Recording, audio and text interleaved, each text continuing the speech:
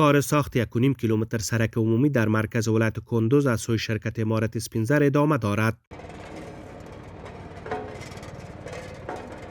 با گفته مسئولان شرکت امارت اسپینزر، هزینه تطبیق این پروژه مبلغ 136 میلیون افغانی بوده و تمام مراحل ساخت آن مطابق معیارهای بلند انجینری انجام شده است. تقریبا در حدود 1.5 کیلومتر است. هزینه از بیشتر از 136 میلیون افغانی است.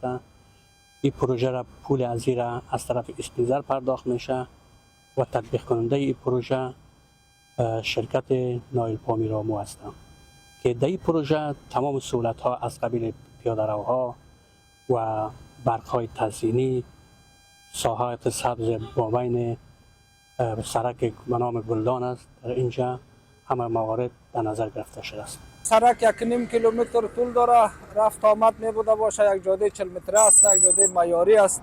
چون تاکید همه بزرگا برای کیفیت بیشتر و بیشتر بوده، هم کیفیت هم زیبایی سرک خیلی زیاد تاکید صورت گرفته. اگه سبب اطمینان کامل و انجینرهای تطبیق کننده پروژه را با یک وجدان بسیار زیاد پاک و یک سرکی که از نگاه معیاری کیفیتش هیچ نوع مشکلی نمی داشته باشه، شاید یکی از معیاری ترین و با کیفیت ترین سرک در سطح کشور ما شما بوده باشه.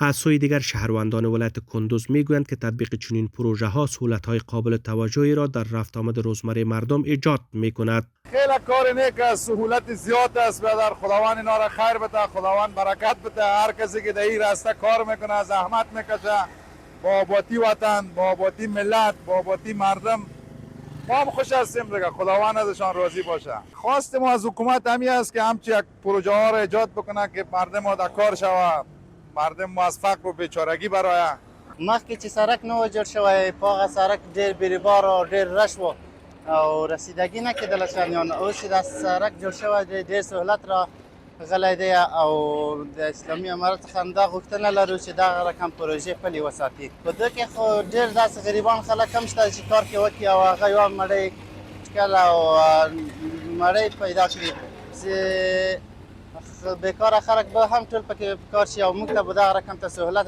رامنځته کړي، لکه اوس چې وینې موټر ښه ازادانه ګرځي.